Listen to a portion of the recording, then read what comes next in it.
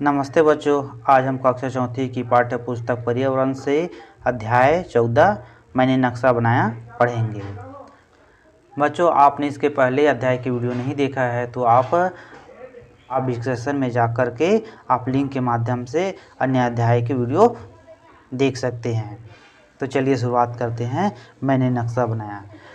शीतल कंचना गांव में रहती है। उसने दिशाओं को पहचानना सीख लिया है। वह उगते सूरज को आधार मानकर अपने घर, स्कूल या किसी भी स्थान से चारों दिशाओं को पहचान सकती है।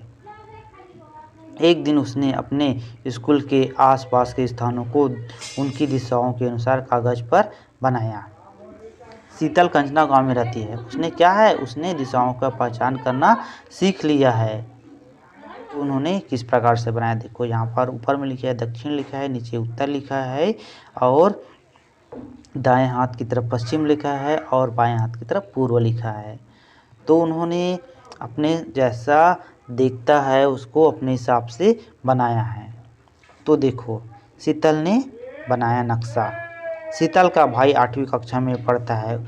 उसने जब शीतल का बनाया हुआ नक्शा देखा तो बोला, नक्शा तो तुम्हारा बिल्कुल सही है, लेकिन कागज़ पर नक्शा बनाते समय उत्तर दिशा को हमेशा ऊपर की ओर रखते हैं। मतलब किसी भी स्थान से उत्तर की ओर के स्थानों को कागज़ पर ऊपर की ओर बनाया जाता है। दक्षिण की ओर के स्थान को कागज़ पर नीचे की ओर बनाया जाता है। इसी प्रकार कागज़ के दाएं ओर पूर्व के स्थानों को और बाएं ओर पश्चिम के स्थानों को बनाया जाता है। तो यहाँ पर देखो, शीतल ने नक्शा बनाया है तो नक्शा में क्या क्या गलती कर दिया है। दिशा को उन्होंने नीचे कर दिया है, उत्तर को नीचे कर दिया है और दक्षिण को ऊपर कर दिया है। जबकि नक्शा बनाते समय ये ध्यान रखना चाहिए कि नक्शा में उत्तर ऊपर की ओर और दक्षिण नीचे की ओर होता है तथा दाएं हाथ की ओर पूर्व और बाएं हाथ की ओर पश्चिम होता है। इन्होंने नक्शा तो ठीक बनाया लेकिन दिशाओं को थोड़ा से ध्यान नहीं रखा। अब देखते हैं आगे। तो शीतल का भाई जो 8वीं कक्षा में पढ़ता है उसने शीतल को बताया, तुमने नक्शा तो बिल्कुल ठीक बनाया है, परंतु तुम जो दिशा लिखे हो कागज़ में वह ठीक नहीं है, क्योंकि कागज़ पर हमेशा ऊपर की ओर उत्तर और नीचे की ओर दक्षिण तथा दाएं हाथ की ओर पूर्व और बाएं हाथ की ओर पश्चिम बनाया जाता है।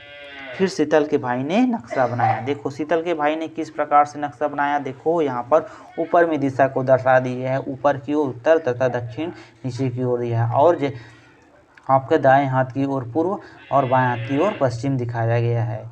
यानी कि हमारा पूर्व जौनी हाथ है और पश्चिम देरी हाथ है। तो इस प्रकार से देखो, यहाँ पर चित्र में क्या क्या बनाया है इन्होंने।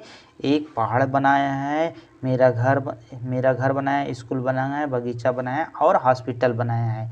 यहाँ पर देखो, इसने भी उसी प्रकार से बनाया था, लेकिन दिशा को थोड़ा से कागज़ में लिखने में थोड़ा से गलती किया है। शीतल के भाई ने बनाया नक्शा।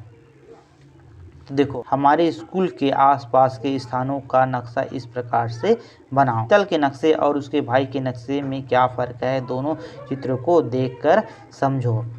तो देखो, यहाँ पर शीतल का बनाया हुआ नक्शा और उसका भाई का नक्शा तो देखकर समझना है। तो देखो, यहाँ पर दोनों का नक्शा को देखते हैं। शीतल ने बनाया है, देखो शीतल ने दक्षिण में बनाया है हॉस्पिटल को, उसके भाई ने भी दक्षिण में बनाया हॉस्पिटल को, लेकिन दक्षिण को ऊपर कर दिया है और उसने जबकि नीचे किया है। और उसको देखते हैं मेरा घर शीतल ने बनाया पश्चिम की ओर मेरा घर और उसके भाई ने भी बनाया है पश्चिम की ओर, लेकिन दिशा को कागज़ में दोनों का अलग अलग तरफ दिखा रहा है। जबकि शीतल के में दिखा रहा है आपका जौनी हाथ की तरफ दिखा रहा है और उसके भाई के में डेरी हाथ की तरफ दिखा रहा है। इस प्रकार से अंतर है। भाई के नियम के आधार पर एक नक्शा बनाओ जिसमें बीच में छत्तीसगढ़, उत्तर में दिल्ली, दक्षिण में तिरुवनंतपुरम और पूर्व में कलकत्ता और पश्चिम में मुंबई लिखो। देखो, हमने इस प्रकार से एक नक्शा बनाया है। यहाँ पर देख लेते हैं इसका ना। देखो, हमने इस प्रकार से एक नक्शा बनाया है। तो भाई के नियम के आधार पर एक नक्शा बनाओ जिसमें बीच में छत्तीसगढ़, उत्तर में दिल्ली, दक्षिण में तिरुवनंतपुरम, पूर्व में कोलकाता और पश्चिम में मुंबई लिखो।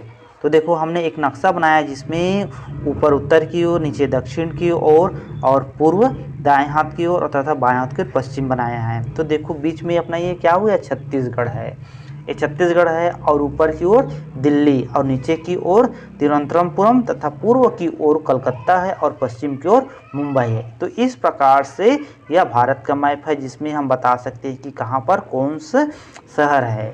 तो यहाँ पर पूर्व की ओर कलकत्ता है, पश्चिम की ओर मुंबई है, उत्तर की ओर दिल्ली है तथा दक्षिण की ओर तिरुवनंतपुरम है और हमारा बीच में कहाँ है, क्या है, छत्तीसगढ़ है। अब है देखो, आओ दिशाओं का खेल खेले। कक्षा चौथी का छात्र विक्रम हमेशा कोई ना कोई खेल खेलता रहता है। वह अपनी कॉपी में खाने बनाकर काटा पीटा का खेल खेलता है। एक दिन उसने 81 खानों वाला एक खेल बनाया। इसके बीचों बीच उसमें एक गोटी रखी। वह उससे खेलने लगा। तुम इस खेल को खेलना चाहते हो तो आगे दिए गए खंड के चित्र के अनुसार सबसे पहले अपनी कॉपी में समान दूरी पर 10 आड़ी रेखा खींचो। उसी में सामने दूरी में 10 खड़ी रेखा खींचो।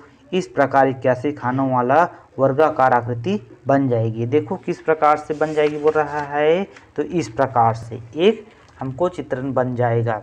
तो खेल के निर्देशानुसार, खेल की निर्देश है, उत्तर की ओर चलने का मतलब है ऊपर की ओर बढ़ना तथा दक्षिण यानी कि नीचे की ओर, पूर्व यानी कि दाएं ओर तथा पश्चिम यानी कि बाएं ओर। अब नीचे दिए गए निर्देश के अनुसार उसमें गोटी को चलो।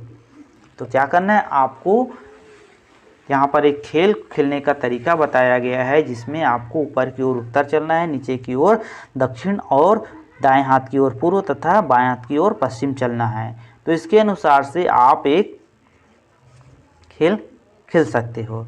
तो देखिए यहाँ पर नीचे दिए गए निर्देश के अनुसार से उसमें गोटी को चलो। यहाँ पर बीच में हमने एक गोटी रख दिया। अब बोला जा रहा है इसके बीचों बीच खाने में एक गोटी या छोटा सा पत्थर रखो। तो बीचों बीच हमने छोटा सा पत्थर रख दिया। फिर गोटी या पत्थर को पश्चिम की ओर 3 खाने बढ़ाओ। तो पश्चिम की ओर किधर है, इस तरफ है, तो हमारे बाएं हाथ की ओर तो चलते हैं। तो देखो 1 2 3 यहाँ पे पहुँच गया।